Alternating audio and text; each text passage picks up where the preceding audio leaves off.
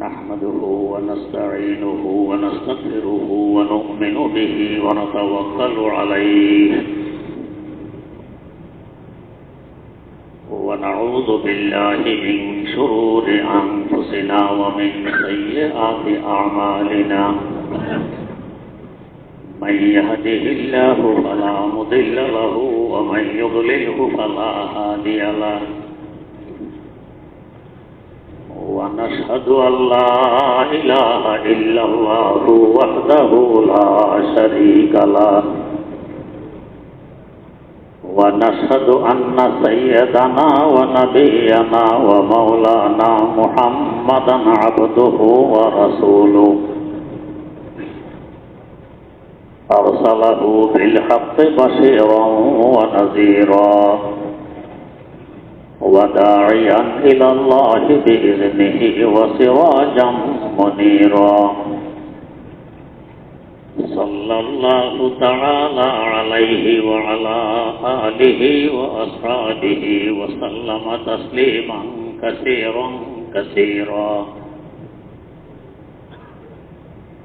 أما بعد فأعوذ بالله من الشيطان الرجيم بسم الله الرحمن الرحيم وإذ قال إبراهيم رب اجعل هذا بلدا آمنا وارزق أهله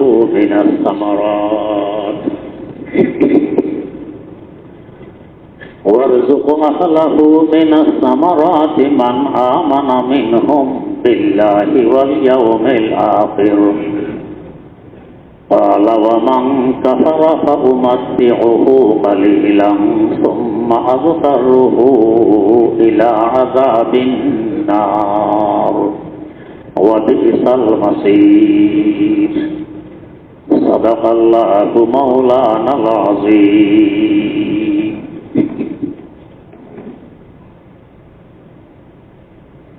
হজের তাৎপর্য সম্পর্কে আলোচনা করতে গিয়ে বাইতুল্লাহ শরীফের নির্মাণ কিভাবে হলো এই সম্পর্কে আলোচনা চলছে। বাইতুল্লাহ শরীফ মক্কা নামক নগরীতে অবস্থিত। আল্লাহর পয়গম্বর খলিল খুদা সাইয়্যিদানা হযরত ইব্রাহিম আলা নবিয়িনা ওয়া আলাইহিস সালাতু ওয়াস সালাম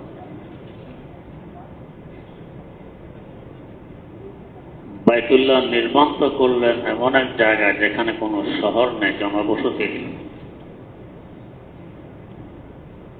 কিন্তু দোয়া করতেছেন কি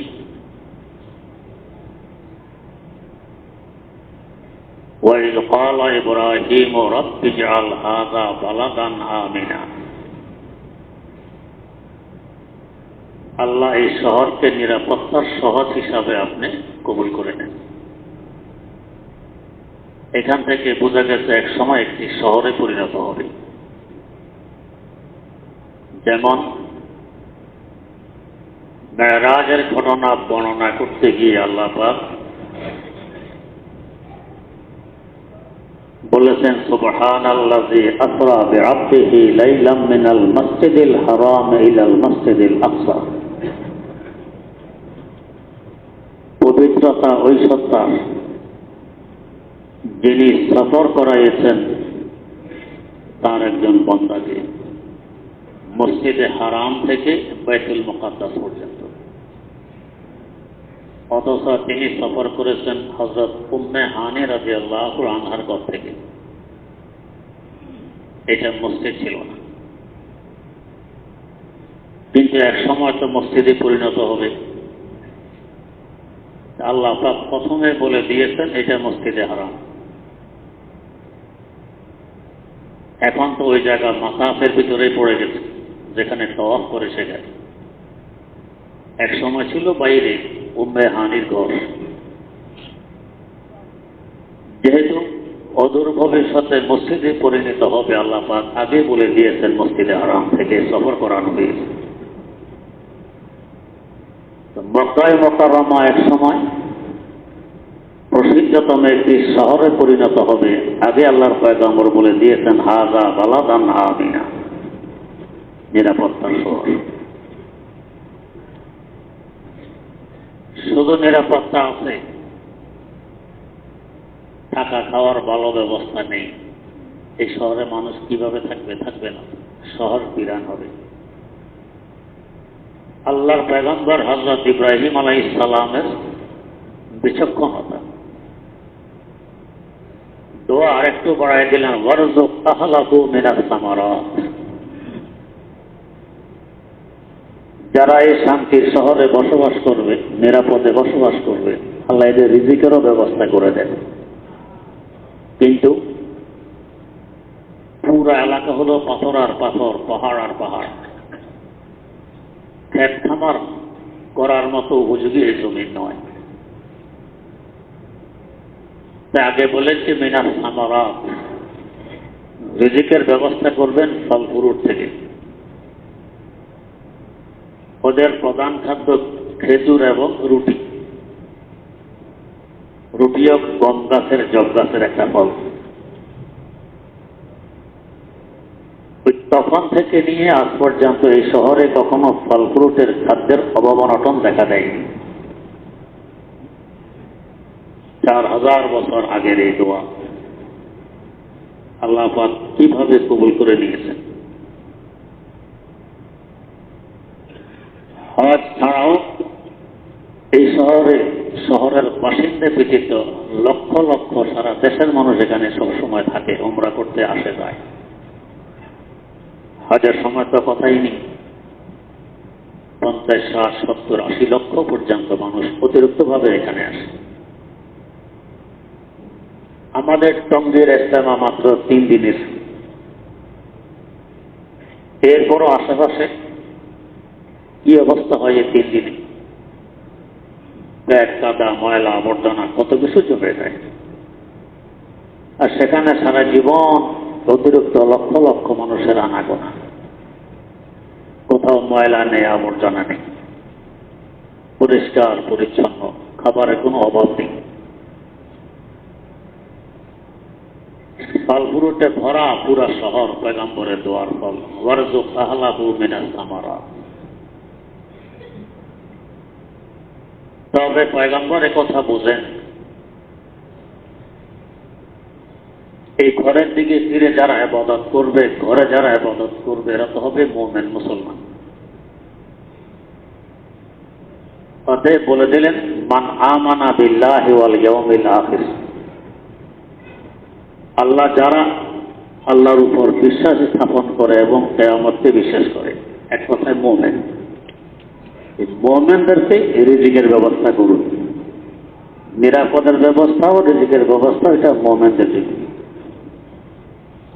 আল্লাহ রাব্বুল আলামিনের রহমত বড় প্রশস্ত।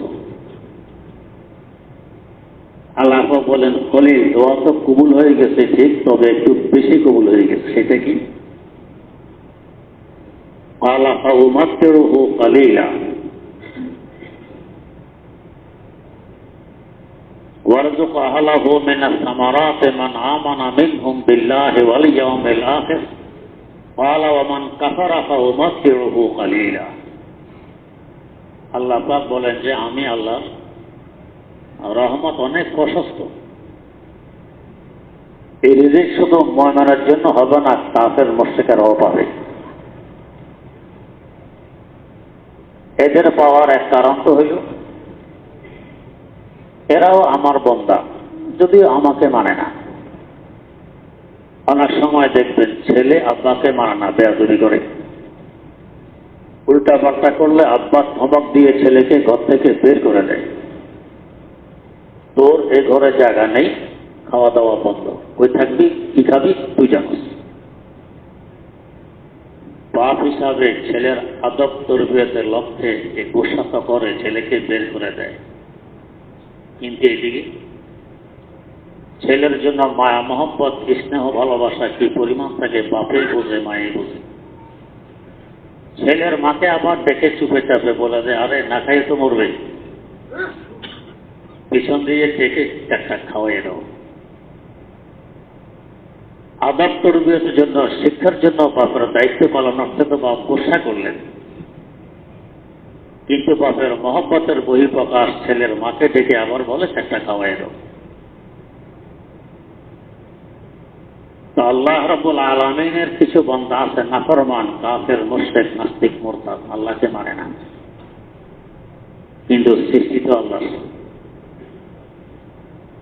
তাই বলেন ওমান কাফারা ফাউমাত্তিউহু কালিলা, যারা আমাকে মানে না, কাফের, মুশরিক, নাস্তিক, মুরতাদ, এরাও পাবে তবে কম,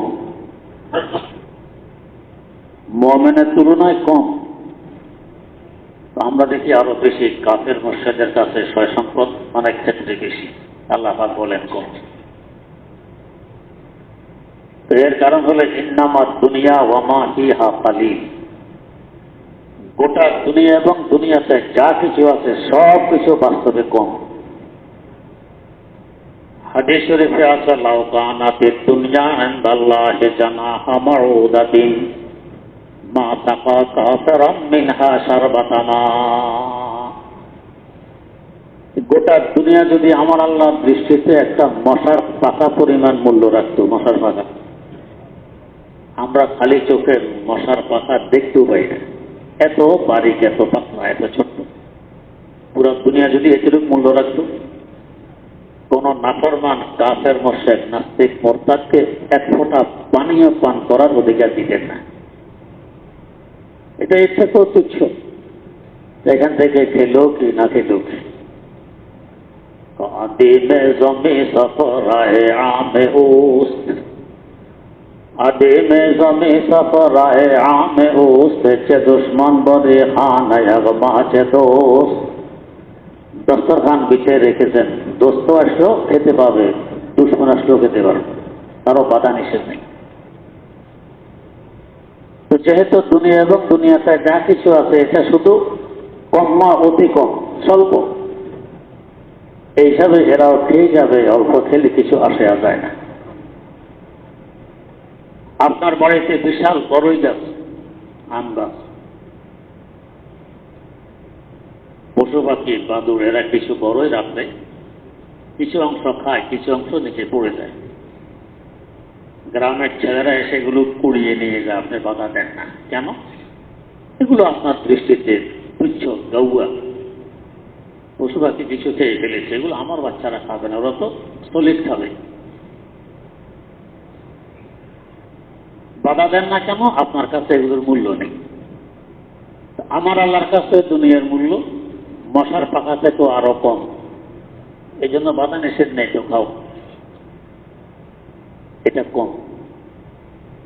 আর মুমিনের জন্য এখানেও কিছু অংশ আছে, আখিরাতে বিশাল অংশ আছে, সব মিলাইলে অনেক বেশি। কাফের মুশরিকরাও পাবে রিজিকের ভাগ, তবে কম। ওমান কাফারা ফাউমাত্তিউহু কালিলা। দুনিয়াতে এদের অর্থ সম্পদ, ধনবল, জনবল, ক্ষমতা বল, এগুলো দেখে কেউ ধোঁকা খেতে পারে। বোধ আল্লাহ পাক এদের ব্যাপারে বেশি সদয়, ওরা মনে হয় সঠিক রাস্তায় আছে। আগে বলতেছেন না, সুম্মা আস্তাররুহু ইলা আযাবিন নার ওয়া বিসাল মাসীর। এখানে রিজিকের একটি ভাগ পাবে ঠিক, কিন্তু এরপরে এদেরকে আমি নিয়ে যাব জাহান্নামে। যে ঠিকানা বড় কঠিন ঠিকানা, ভয়াবহ ঠিকানা, ওখানে নিয়ে যাব। তাই ধোঁকা খাওয়ার কোনো অবকাশ নেই। আল্লাহর পয়গম্বর